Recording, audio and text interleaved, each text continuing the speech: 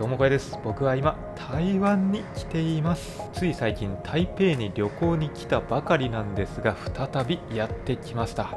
今回は台湾の東側のエリアを観光予定です。台湾の東側にはあまり知られていないとっても魅力的な大自然や独自の文化がたくさんあるんですが、その魅力を発信しているメディアはあまり多くありません。今回の動画ではその台東の魅力を存分に皆さんにお届けしていきたいと思います。それでは行ってみましょう。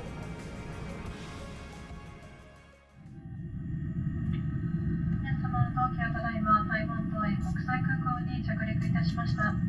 皆様の安全のためシートベルト着用サインが消えますまでお座席にてお待ちください。台湾の玄関口、桃園国際空港に到着です。これから早速台東に向かいます。今回は実は光栄なことに台湾政府の台東 PR 企画に日本代表として招待していただいたんですよね。そのため車を手配していただき、効率よく魅力的なスポットを案内してもらいます。そして今日まず向かうのは台湾東部の観光でも最も有名なスポットと言っていいでしょう。花蓮というところに向かいます。車であれば台北から約3時間かかります。レンタカーを借りるのもありですが、鉄道ももちろん走っていて、特急列車に乗って台北駅から約2時間半かかります。車を走らせて東側に行くと、台北エリアでは見られないほど雄大な山々や海の景色が見えてきて、ドライブしているだけでも楽しい気分になってきます。今日は夕方頃花蓮に到着して、軽く海の景色を見た後に台湾東部最大の夜市に向かいます。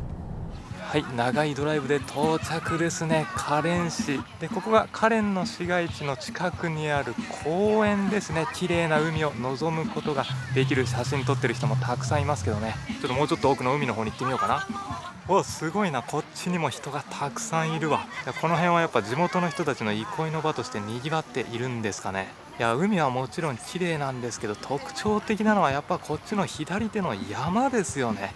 この断崖絶壁というかね、ここまでの高さの山がこの海沿いにズドンと存在するっていうのは日本ではなかなか見られない光景だと思いますね。これが台湾の魅力かもしれないですね。いや、すごい。これからまたどんな絶景見られるのか楽しみになってきましたね、台東旅行。ちなみに明日あそこのタロコっていうところですね、山トレッキングをするのでね。いや、すごいな。あんな高いところまで行くんだな。雲がちょっとかかってますからね。で、これ海岸沿いにたくさんの大きな石があるんですけど、これね、なんと大理石なんですよ。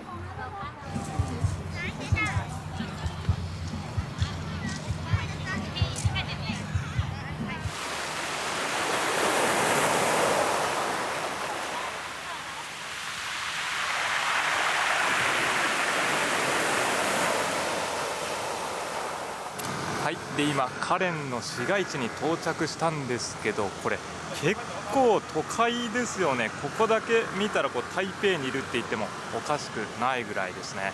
いやー、びっくりしたわ。東側も栄えてます。で、反対側こんな感じで、台湾はこの街のメインストリートはこの蒋介石の名前からこの中正路っていうのを取ってるんですよね。なので中正路という文字があればメインストリートってすぐにわかるんですよ。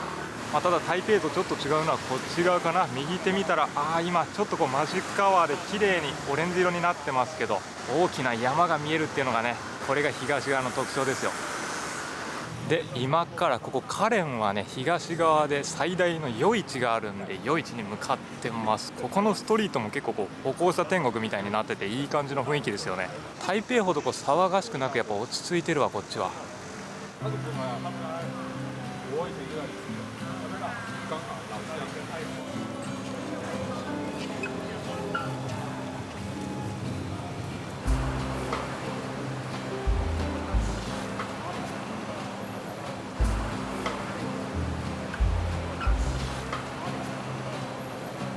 はい、到着しました。これが東大門夜市。こんな大きな門があるんですごい分かりやすいですね。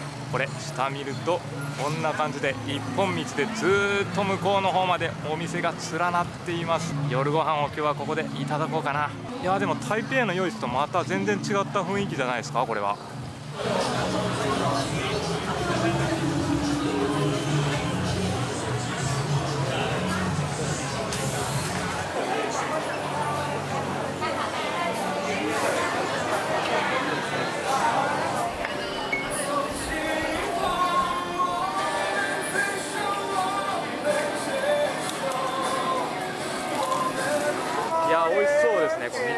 クレープっぽい感じなんだけど、どんな味かな。クレープっぽさもあるけど、こうドーナツっぽい感じで揚げられているから、そんな香ばしい風味もするんだけど、中は結構こう卵がこうやってしっかり入ってるからね、ネギの味っていうよりはこの生地と卵の濃厚な味わいがする感じですね。美味しい。いやー、暑いのでちょっと喉が渇いたので、これサトウキビがこっちの東側よく取れるみたいなんでね、台北にはないジュースを飲みましょう。せっかく来たんでね、こっちに。これオリジナル、こんなオリジナルのサトウキビジュース飲んだことないぞ。どんな味だ。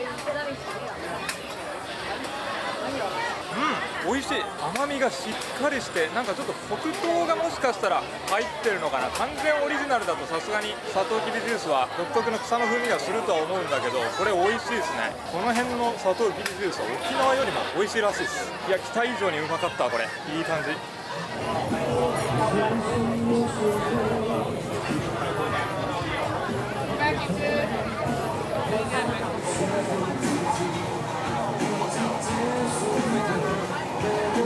これ結構テレビ局の取材も来てるから有名なものみたいですね。僕食べたことないんですけど、なんかね、豚の血が生地になっていて、それだけ聞くとどうなんだって感じですけど、こんな感じでピーナッツの粉とかを奥の方ですね、まぶして最終的に仕上げてるんですね。でドスコイさんね、こういう獣臭のするもの好きですからね。そうだからちょっと食べるみたいです。どうぞ。美味しいのかなこれ。はい、どうぞ。どうですか。お餅、お餅？普通にお餅食べてるから。本当そんなに臭みはない。マジ？そうですか。どうぞ。僕もちょっと一口いただいちゃいます。確かに全然臭みとかないですね。周りのこのピーナッツの風味がしっかりあるから、ね、なんかちょっとした和菓子ほどは甘くないけど、ちょっとした塩味もね中にあって、ね、塩味と甘みのバランスがいい感じだから、美味しいですね。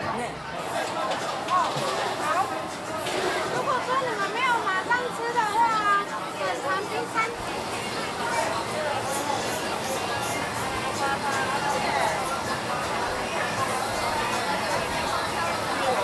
はい、では食べてみます。いや、これ普通のソーセージじゃなくて中にトビウオが入ってるってどんな味だろう。いやー、これソーセージもね見てわかる通りすごくいい感じに焼き上げられていて、肉厚だからお肉の旨味もちゃんとある中で、見えるかな、ちょっとこう卵っぽいものも中に入ってるんですけどね、これでこうトビウオのお魚の風味も少しほんのりと漂うっていうね、新しい新鮮な味わい。いや、これはもう日本人の口にも間違いなく合うからおすすめですね。そして日本では食べれないこのソーセージ。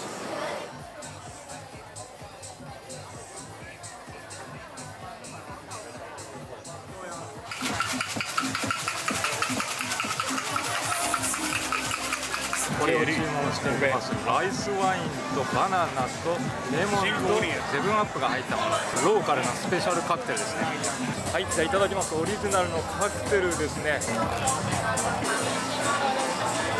美味しいですね。比較的これお酒の度数もそんな強くないから飲みやすいですね。ライスワインってあんま日本じゃ聞いたことないけど、なんかこう日本酒とか甘酒とかそっち系の風味もするような感じがします。ただレモンとかセブンアップとかそういうすっきりとしたものも入ってるから、こういう暑い時に飲むカクテルとしていいわ。これも、これもここでしか飲めないドリンク。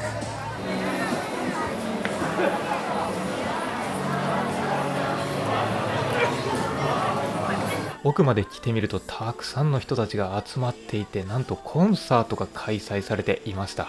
毎年7月に台湾の大物歌手が集まって、カレンサマーフェスティバルと呼ばれるこの夏のイベントは台湾の人たちにも大人気のようです。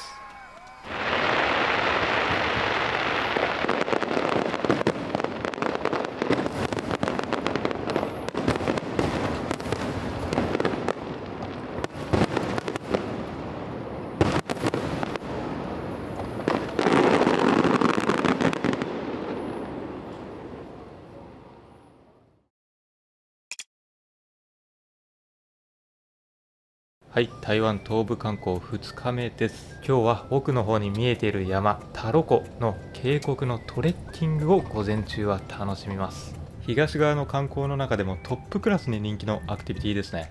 日本人でもツアーなどで訪れている人がたくさんいるスポットです。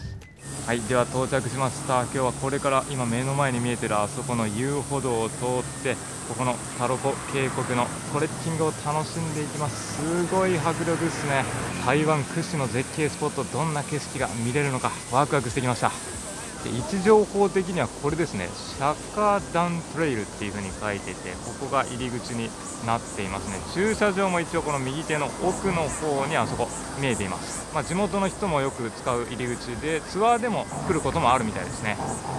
はい、で早速入り口なんですけど、これすごくないですか。これもう真上に石があって、これがちょっとこう傘になってるような感じで、いやこれ落ちてこないのかって心配になるぐらいの迫力なんですけど、なんとねこれが大理石なんですよ。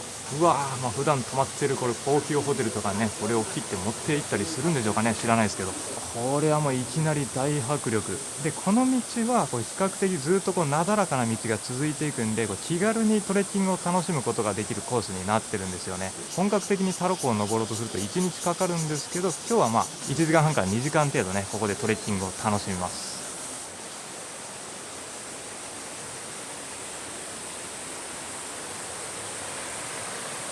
うわ、ここの道もすごいな。これ綺麗に切られてるっていうのがよくわかりますよね。この左右の岩を見る感じだと。途中でこういうちょっと休憩スペースもありますけど、いやーすごいな。でもこれちょっとアップしてみると、この透き通った水の綺麗さ分かりますかね。綺麗に輝くエメラルドグリーン色。いやー暑いからあそこの真ん中あたりで泳ぎたくなるわ。でここのタロコ渓谷は大理石を河川が削ってできた谷になっているので、こういった地形になっているんですよね。いやこれすごいな。この大理石めちゃくちゃでかいわ。これはね日本じゃ見たことないっすよ、こんな景色。なんかまるで映画の中に出てくる巨人が運んできたかのような信じられないでかさを誇ってますね。でそこの間から流れてくる滝ですよ。大自然が織りなす絶景ですね、これは。いやこの岩がねこう斜めってるのがすごいですよね。昔は台湾はこう東側の部分は西側の部分とこう分かれた地形になってたんですよね。ユーラシア大陸とフィリピン大陸で分かれてたんですけど、それがだんだん時代とともにガッチャンコするような形ですね。そこでこうプレートがぶつかったから、このぶつかった形としてこう斜めになっているんですよね。これこそまさに大自然を肌で感じることができますよ。この辺のちょっとこう石が積み重なったのは、これもしかしたら日本時代に作られたものかもしれないですね。そういう雰囲気がありますよね。ちょっと日本っぽいですよね。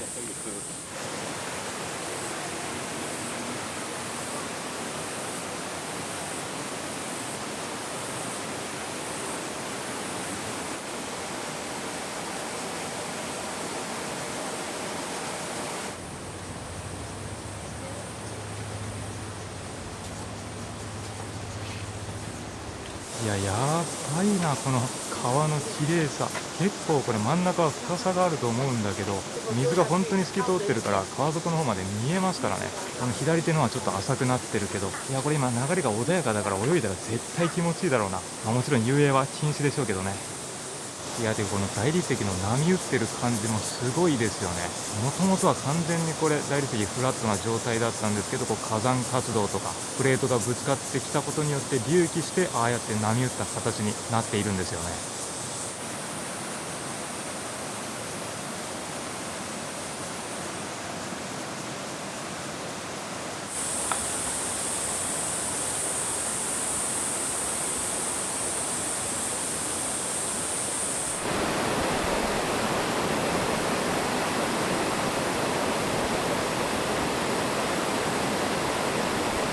はい、ずーっと歩いてきました。1時間も歩いてないかな。でもねこれずっと平坦だから、楽勝ですね。普通の街歩きとそんなに変わらない感じだから、気軽に訪れられますね、間違いなく。奥の方にちょっとショップもありますね。那怎么卖啊？一瓶60，还有决明子哦，奇亚籽不一样，它比奇亚籽还有营养。はい、いただきます。パッションフルーツバジルシーズって書いてましたけどね、歩いたから絶対この冷たいドリンクがうまいわ。ちょっとこれフローズンになってめっちゃ冷たくて、で結構ね濃厚な甘さがしっかりありますね。自然由来のやっぱ台湾は南国フルーツジュースうまいっすね。平坦な道だったとはいえやっぱ真夏なんでね、しっかり汗かいてるからね、ドリンクうまいわ。やっぱトレッキング楽しいっすね。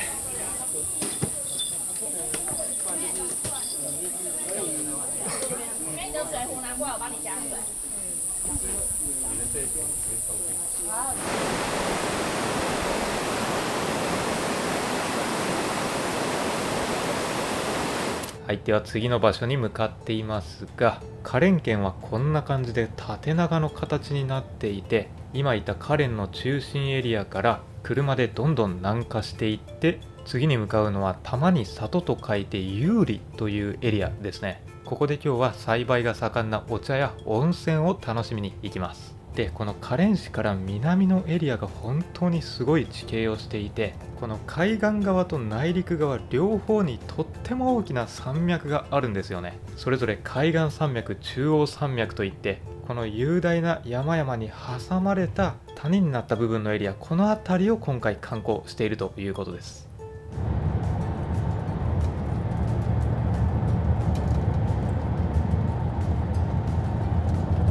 はい、で次のスポットに到着しました。ここはお茶を飲むことができる場所ですね。この土地がお茶とかコーヒーの栽培にすごい適した気候みたいなんですよね。楽しみだな。美味しいお茶がいただけるのかな。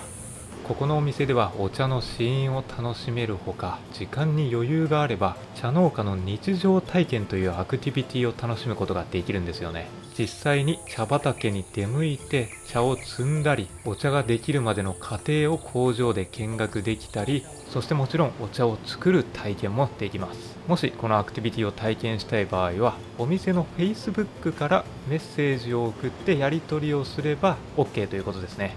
台湾はこうやって Facebook をお店のホームページ代わりにしていることが多いみたいですね、日本と違って。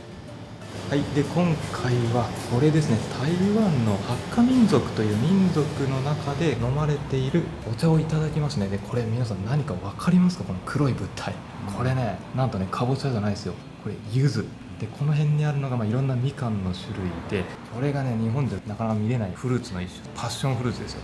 これがね、なんとスイカです。スイカ、いや見た目から想像できない。こういういろんなフルーツとお茶っ葉を使ってドリンクを作ります。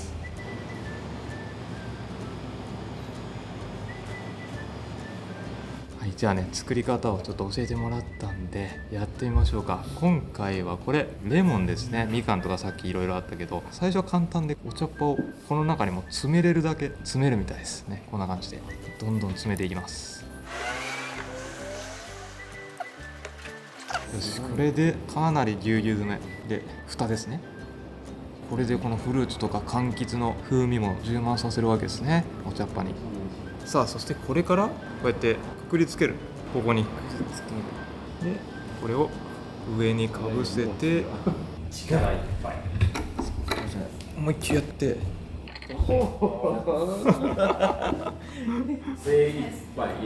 もっともっと入れない。あ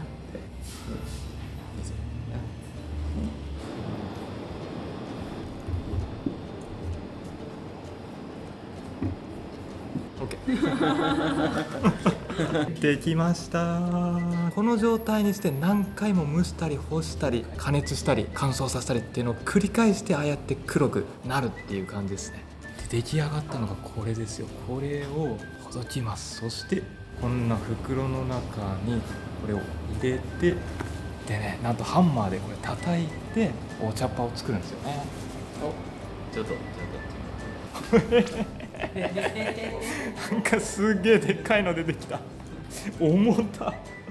これ3キロぐらいあるんじゃないかな。これいいの？大丈夫？すごい硬い。もっと硬いね。これ。オッケー。はい、で完全に砕け切ったらこうやってお茶っ葉っぽくなりましたよね。いや、そしてこれをいただきます。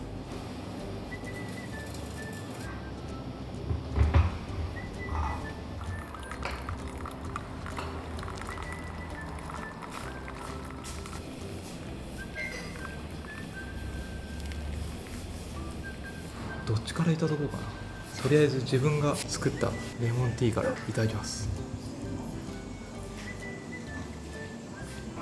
すごい。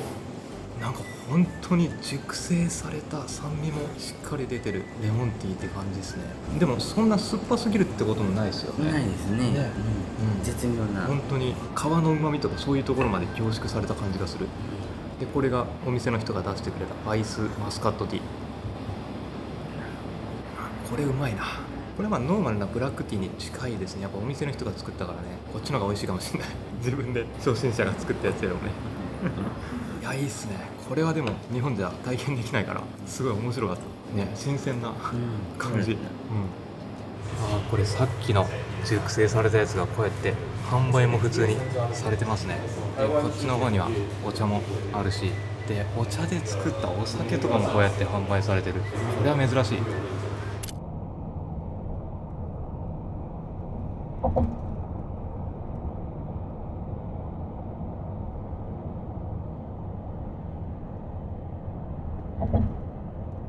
はい、そして今日は早めにお宿に到着しました。台湾はね、こうやって山がたくさんあるから温泉も豊富なわけです。で、来たのがこのアントン温泉のホテルですね。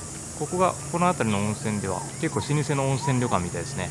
もうすごいな。右手にワンちゃんもいるし、なんと正面入り口のところに猫ちゃんがお出迎えでございます。こっちじーっと見てるけどね。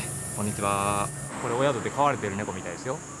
さっき言ったカレンからだいたい車で南下して1時間半ぐらいだったかな。でもバスもこれ見る限りだとここバス停になってるから、池上駅っていうところから来ることできるんですね。温泉街がズドンってあるというよりはお宿が点在してるんですね、この辺りの温泉は。いやでもちゃんとね、ちょっと温泉の硫黄の香りがするから楽しみですね。どんな泉質か。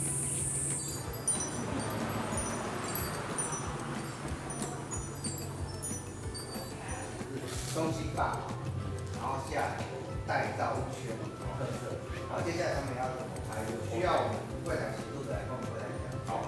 で中入るとここ温泉スペースがあるんですけど、これパブリックなスペースで日本と違って水着を着て入るんですよね。スパージョといってちょっとした水遊びじゃない温泉遊びという感じのイメージですかね。で手前側がこれあったかい、まさに温泉になってて、今奥の方に真ん中人がいるけど、あそこは水になってるんですね。なんで水遊びもできるし、手前側の温泉遊びもできるし、今日はね結構暑い日なんで真ん中で水遊びしてる人が多いのかな。この辺はやっぱ日本の文化とちょっと違いますよね。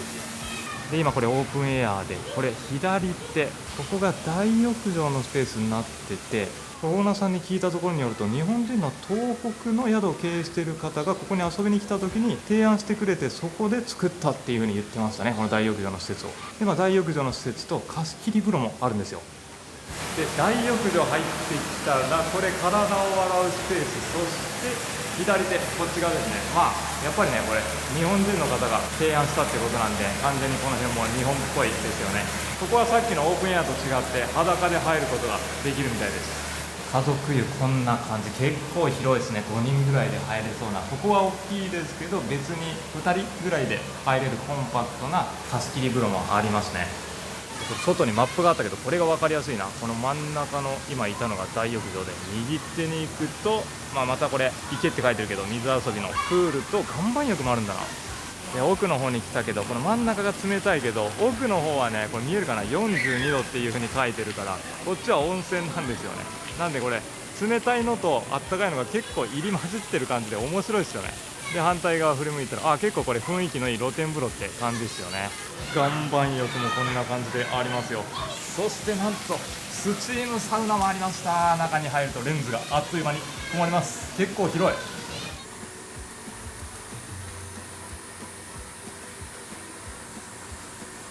で施設の中にはこんな建物もありました。これ見てわかると思うんですけど、完全に日本の建築ですよね。1930年に作られた建物になっていて、旅館として運営はしてたんですけど、今は営業をしてなくて、こっち右手側には日本庭園のような場所があって、裏側にもね、もう完全にここは日本かと思うほどの整えられたお庭があるんですよ。でこれが今後だいたい2023年の10月頃にまた観光スポットとして再利用しようとしていて、なんとねこの中にラーメン屋さんができるみたいなんですよ。この辺のエリアにあんまり日本のラーメンが進出していなかったんで、温泉と一緒にここで日本食もいただけるようになるっていうのはちょっと楽しみですよね。はい、で客室に入ってきて、客室の中もねちょっとなんか温泉の香りがする気がする。この辺はシンプルですね。ベッドが2台あって、でこっち側にエアコンとか上ですね、でテレビがあって椅子があって、こっち側に冷蔵庫、水回りで、これ左手トイレ、右手に洗面台で、いいね、これ客室温泉がついてます。これかなり深さがあって、中に木の板みたいなのが張られてて、半身浴もできるような感じになってますね。いや大浴場もあるけど、これで客室でプライベート空間にゆっくり温泉楽しめそう。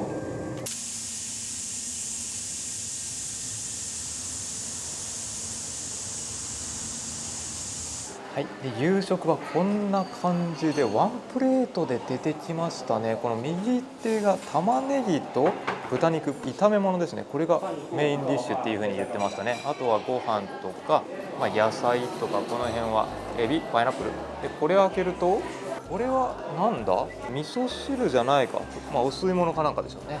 そして台湾ビールも目の前にありますよ。いやいいですね。海外でこんなヘルシーなのなかなか食べれないから、日本食っぽくてありがたい。はい、じゃあまずはね台湾ビールでございます。乾杯です。ありがとうございます。やっぱりねこの暑い日に飲む冷たいビールっていうのはいいっすよね。うまいわ。これがねメインディッシュ、ちょっとなんか色だけ見ると味噌汁っぽいけど、どんな味だ。これね日本でいう肉じゃがっすね。海外の食べ物とは思えない、すごい落ち着いた味わいですね。うまい、家庭的な味がする。でこのスープもね和食で出てきそうなあっさりさっぱりとしただし、これも落ち着いた風味ですね。でねこれドスコイさんはメインディッシュがほらとんかつ選んだんですけど、とんかつどうですか。ちょっと八角の味若干するけど、でも美味しいですね。ほんのりぐらいだから、そうですね、そこまで、日本人でもいけそうかなみたいな。そうですね。あとなんか気に入ったのあります。あとこのタコワサ、これ美味しい。タコワサがうまい。もう日本と全く一緒、わさびの味がして。なんか居酒屋で食べる。そうですね。いい感じの。なんで急に台湾でタコワサがビールと合いますね。合う。こんな感じでいい感じで食事楽しんでおります。いや本当全体的に癖のない、もうまるで和食を食べてるかのような、温泉もねこう日本にいるような空気感が味わえて、旅の疲れを癒すにはいいですね。やっぱ台湾で温泉宿来るのも。はい、ご飯を食べて今温泉に浸かっています。このせっかくなんでねちょっと開放的な露天に入りたいなと思って、でも海外で温泉に浸かってゆっくりと疲れを癒せるっていうのはいいですね。でも温泉の温度とかはいろんな湯船があるから、自分の好きなところに使ってねくつろぐことができて、でミストサウナがあるっていうのも最高っすね。目の前プール、水風呂もありますからね。今日はちょっと山歩きしたんで温泉に浸かって、この後ぐっすり眠れそうだ。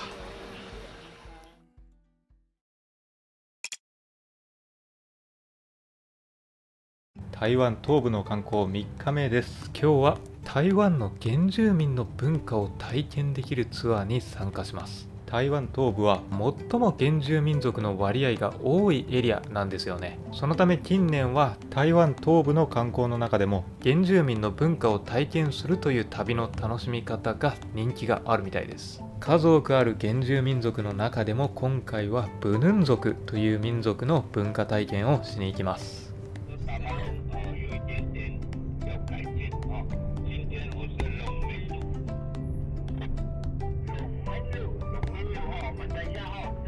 かなり高台に登ってきて、ここから実際に原住民が生活しているエリアに入っていきます。山の中を歩きながらブヌン族の人にいろいろな文化を教えてもらいます。これは狩りで使う罠ですね。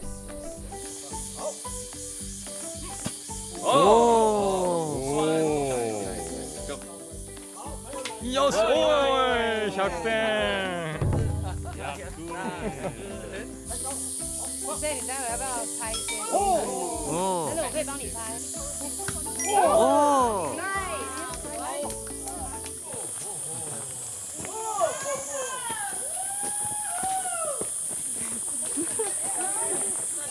听老师。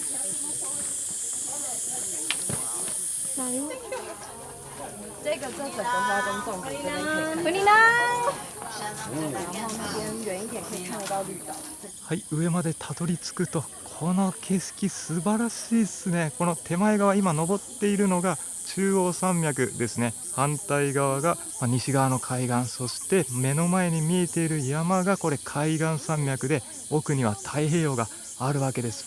今までね下をこうずっと通ってきたんですけど、こうやって上から見るとより雄大な台湾の大自然を感じることができますよね。いや素晴らしい。こんな大きな山脈に挟まれた谷ってなかなか世界中探しても日本でもね見ることできないですよ。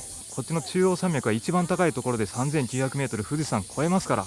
いや台湾にこんな景色があるとか全く知らなかった。来てよかったわ、この景色見たらそう思います。で右手の奥の方、これ見えるかな、ちょっと青くなってるの、これが太平洋なんですよね。で右下のところがこう白くなって町になってるので、これが台東市になるんですよ。結構台東ここから離れてると思うんだけど見えるんだな。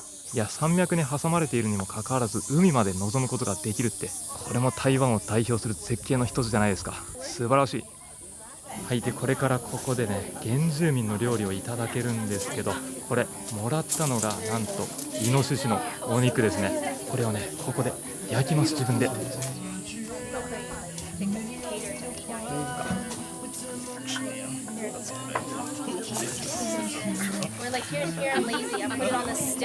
い、こんな感じでいい感じに焼けたんじゃないですか。これねさっきイノシシって言ったけど豚肉だったみたいです。鮭はお茶。鮭。はいはいはい、わかる。鮭はお茶で、これね組んでくれたのが原住民のお酒、阿波っていう原住民がよく食べる、お米みたいなやつで作られたみたいです。でここにメニュー表があって、ちゃんとこうやって日本語で書いてくれてる。いやすごくないこれ。最初この左手の豚肉のパイナップルジャムってやつですよね。でまだ2番次のページもあって、どんどんメニューこれ出てくるのかな。まさかめっちゃ豪華なランチになりそうだぞこれ。よし、じゃあ焼きたていただきます。パイナップルジャム、このなんか黒くなってるやつなんですね。おおいいね。いただきます。いややっぱ焼きたてだからすっごい香ばしくカリッカリに表面焼き上げられているからめっちゃうまい。香ばしさに若干こうパイナップルの甘みと酸味もねすごいマッチする。でこっち側にチリと塩もあるから、塩味が足りなかったらこれ足せばいいし、全然ねつけなくてもお肉がめっちゃうまいから新鮮で、これだけでも十分美味しい。じゃあこの原住民のお酒飲んでみます。これキリッとしたこの日本酒とか焼酎っぽい風味、でもほんとちょうどいいキレの良さがあって、その中にやっぱお米っぽい甘みがちゃんとありますね。甘みと辛みがしっかり濃厚に出てる感じ。い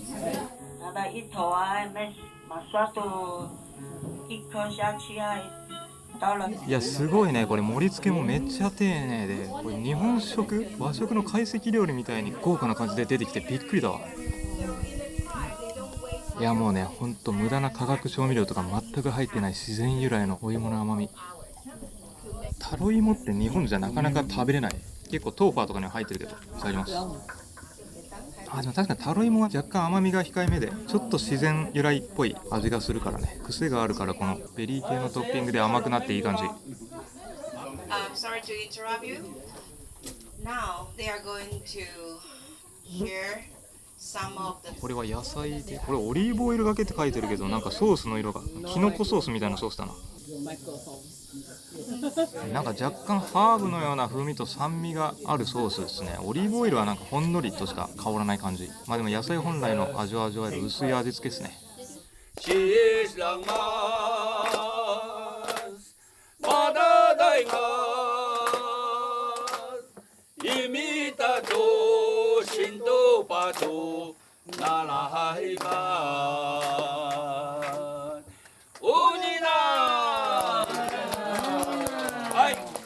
关掉。我是露娜。我们要开房间以前呢，要让你们知道，以前我们出去狩猎的时候，在山上会做烟熏。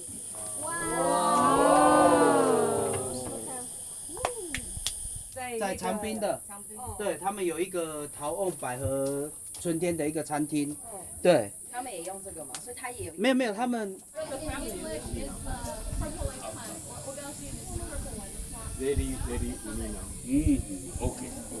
よし、じゃあいただきます。これがメインディッシュと言っていいかな。伝統的な燻製料理。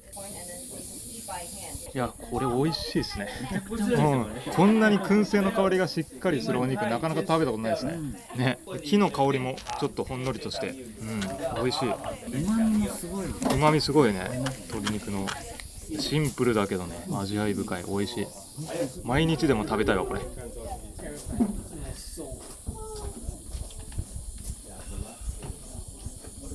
これが原住民がよく食べている泡ですね。さっきお酒にも入ってたけど、実物はどんな味だろう。ちょっとなんか粘り気があるね。でもお餅ですね。お餅ほどなんかしっかりとこう伸ばされてないけど、完全にもち米。やっぱ主食にされるだけあって米に近いわ。でこの干物もこれ魚、燻製の魚ですね。これと一緒に食べると美味しいって。サバ。この木の芽がちょっとこうハーブっぽいね香りがするわけだ。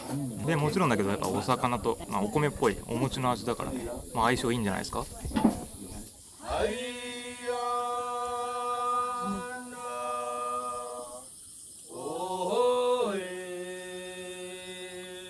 はい、で最後に選別でこんなものもいただいちゃいました。なんかちまきみたいな感じですかね。中にお米とか、これもローカルなフードということでね、帰ってホテルで食べましょう。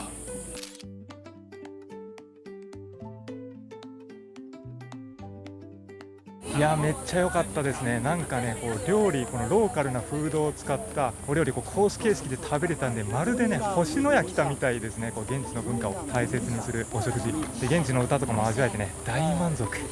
はい、原住民の文化体験を楽しんで、この後夕方に訪れるのは鹿野というエリアです。昨日いたユーリのエリアからさらに南下したところに来ています。さっきいたプヌン族のエリアもこの鹿野近辺になります。はい、そしてここ台東の中でも有名な観光スポットにやってきました。鹿野高台という場所ですね。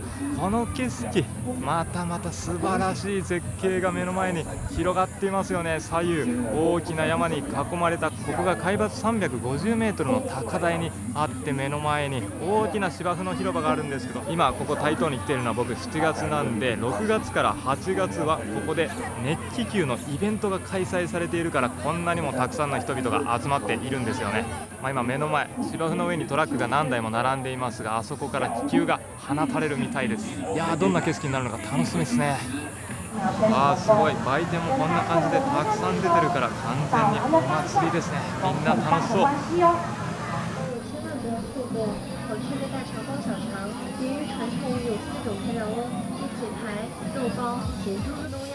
采有机肥料种植联盟增加制作的肉包、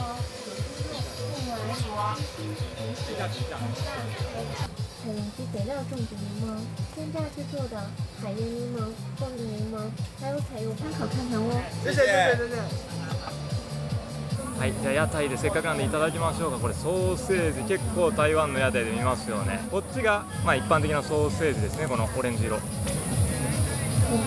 表面プリプリで肉々しくてうまいわ、ソーセージで。この白いのがねもち米で作ったものですね。これソーセージと一緒に食べてもいいやつかな、もしかしたら。いいや。なんかね桜餅っぽいちょっと甘みがある感じですね。その中にこう高菜とかガーリックも入っててね、下のこのもち米、お米とすごいマッチしてていい感じですね。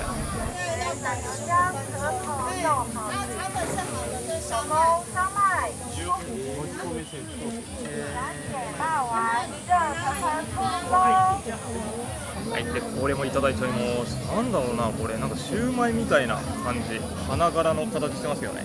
すごい、お肉がぎっしり中に詰まってるわ。このもちもちの生地と中のお肉はもちろん美味しいんですけど、このソースが甘辛だれで酸味もちょっとある感じかな。甘さが強めかな。普通の小籠包よりもこうとろみがあってもちもちっとした食感が強いっていう感じですね。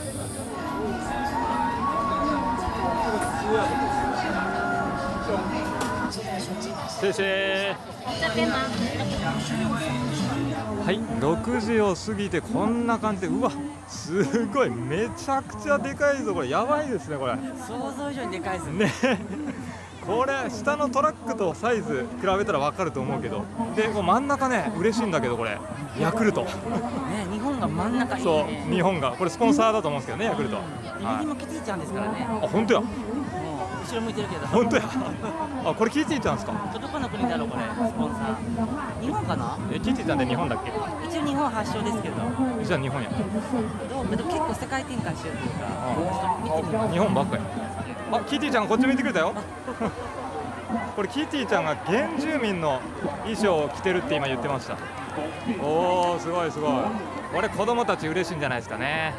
ねすごい、キティちゃんが一番でかいわいやーいい雰囲気だね。これお客さんたくさんいるの分かりますよね。今日平日だよね確か。金曜、あでも花金だ花金。あ、そうか。平日でこんなにたくさん人集まるなんて、まあ、屋台でちょっとねご飯食べるのも楽しめるし、こうやってゆっくり、またなんか膨らんできた。これからどんどんあれ気球膨らんでいくんだ。まだ違うキャラクターがね。はい、でこれですよ、台東はパイナップル有名なんでね、そこでパイナップルジュースを買ってきて、これを飲みながらこのバルーンを楽しもうと思います。甘くてめっちゃうまいパイナップル。いやーどんどんこれ気球が膨らんでいってて、あ真ん中の気球はこれ上に飛んでる。そっか、これが全部宙に舞っていくんだ。もっとすごい迫力になる。また左手これ見たらヤクルトが飛んでるわ。いやヤクルトさんはこれメインスポンサーなんですかね、このイベントの。なんかこっちのヤクルトはさっきのヤクルトに比べてやんちゃそうな顔してますけどね、悪さしそうな。でこの真ん中に浮かび上がってるのがこれ中国とか台湾では有名なマソっていう女性の神様みたいですね。この気球も巨大だ。こっちの子はすごい優しそうな顔してますね。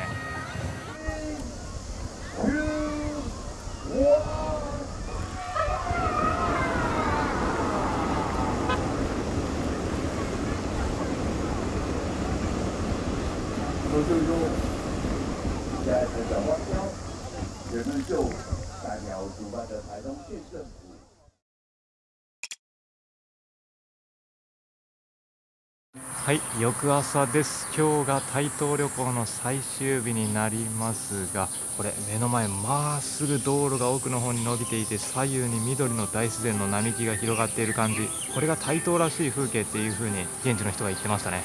そして今日まずやってきたのがこれですね、お店。台東はお茶とパイナップルの生産が本当に盛んな場所なので、ここでは高品質なお茶とパイナップルをいただくことができます。いや Google の評価見てもめっちゃ高いんで楽しみですね。こんな感じでカフェスペース以外にもショップのエリアがあるんですよね。こう昔ながらの古民家のような内装で、ここも味わい深いですね。せっかくなんでここでお茶っ葉をお土産に買っていくっていうのはいいんじゃないですかね。日本へのいいお土産になりそうですよ。台東の名産レッドウーロンティーも売っています。ここにはドライパイナップルもあって、あすごい、こっち見てみるとこの写真が台湾の大統領の蔡英文さんも訪れていますね。本当に有名なお店なんですね。こっちの右上のところには蔡英文さんのサインまであります。はい、カフェのスペースに入ってきましたが、いやこれめっちゃおしゃれですね。この一枚板のカウンター、椅子もこれ板が使われていて、これからパイナップルとお茶をいただくことができるんですよね。そして左手にもちょっとしたこんな気持ちのいい風が入ってくるスペースもありますよ。はい、でね、これちょっとお茶っ葉を見せてもらったんですけど、この一番左手がアッサムで、この真ん中がレッドウーロン、ここの台東で生産が盛んなものですね。そして一番右手が、一般的なこれがマスカット、普通の紅茶ですね。これを作ってもらいます。あとは台東はこのドライパイナップルも有名なので、ここでいただくことができます。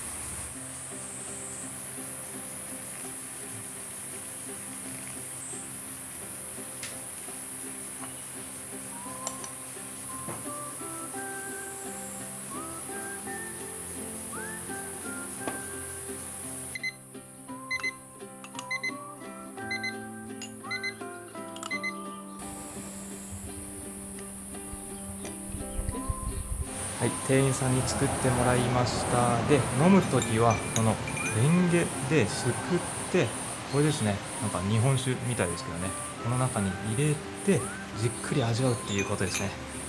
よっしゃ、飲んでみようかな。この台東で、一番ポピュラーというかね、有名なレッドウーロンティーから飲みましょう。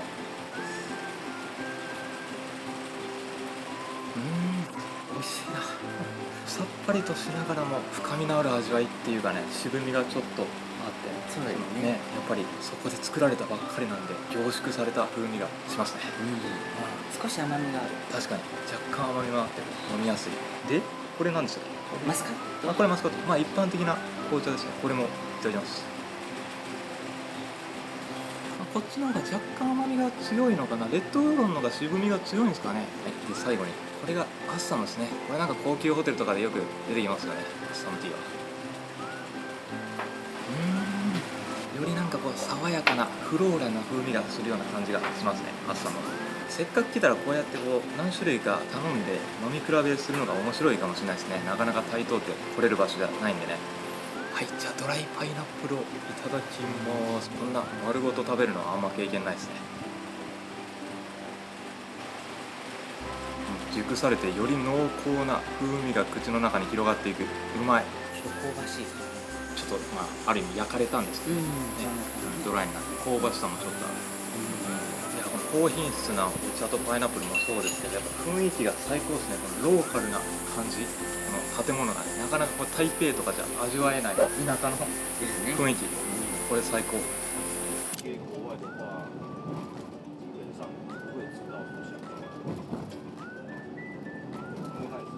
はい、到着です。お店の看板とかが特にないのでパッと見は分かりづらいんですけど、 Google マップにはしっかり記されています。店内はアットホームな雰囲気でめちゃくちゃ人気店なんで、予約をしないと訪れることができません。これまた Facebook で予約は申し込めます。あ、同じ感じでいきます。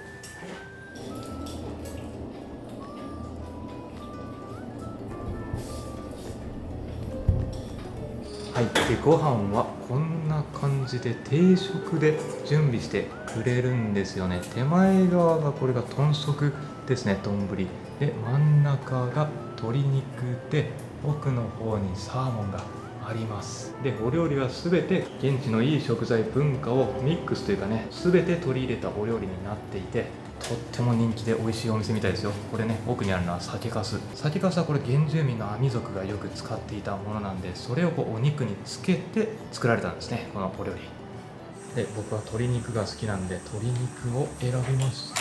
そしてデザートもついてきてます。これが台湾の一番南の方で取れる有名な小豆を使ってるみたいです。はい、ではいただきます。地元の大人気店ですね。で、これドリンクもすごいこだわってて、蜂蜜梅ジュースっていう風に言ってました。甘みと酸味のバランスが最高だわ。これ美味しい。夏にいいね、こういうすっきりしたドリンクは。いや、お肉熱々でうまそう。いやー、これめっちゃうまいっすね。口に入れた瞬間、じゅわーっとお肉の旨味が広がっていくんですけど、この味付けがもう完璧っすね。なんかこう台湾のお料理はちょっとこう甘すぎるかなーってね、ソースとかがね、そういう風に感じることが多いんですけど、もう程よい甘さでお肉の旨味をちゃんと引き出してますね。で、こう酒粕の風味もほんのりと口に広がっていて、こう上品な味わいもあるし、めっちゃうまいぞこれ。はい、これは野菜の天ぷらですね。いただきます。美味しい。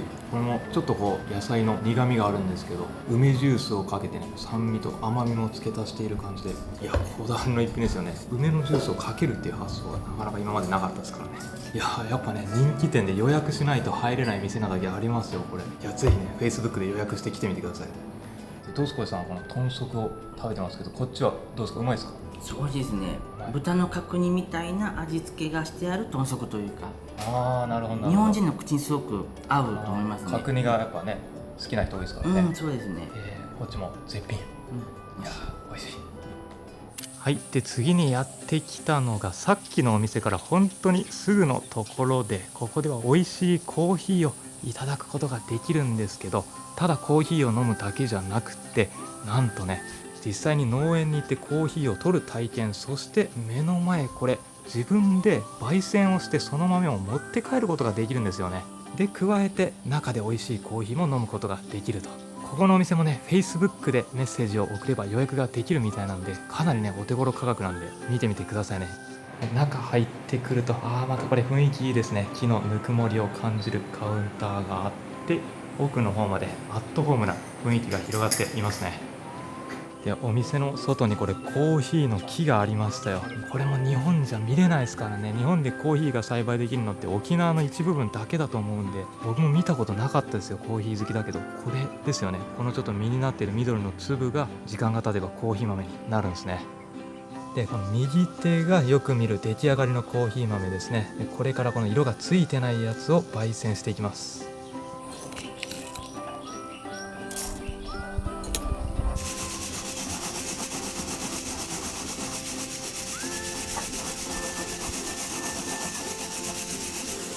香ばしい香りがしてきた。これはいい匂い。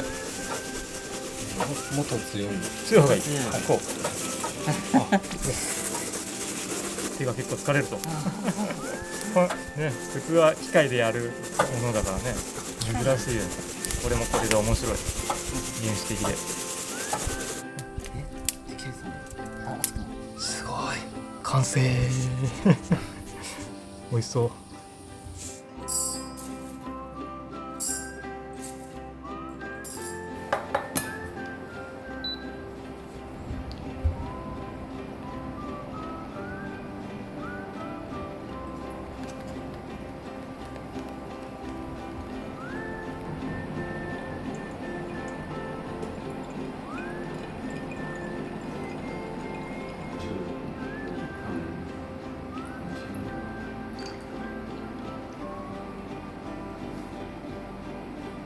はい、じゃあ引き立てのコーヒーをいただきます。いやー、お豆の風味がしっかり出てて美味しいですね。どちらかというと酸味が少し強めなコーヒーっていう感じですかね。うまい。いやー、このコーヒーはね、もちろんプロの方が入れたんでめっちゃ美味しいんですけど、さっき自分で作った豆を家に帰って飲むのがすごい楽しみですね。どんな味になるのか。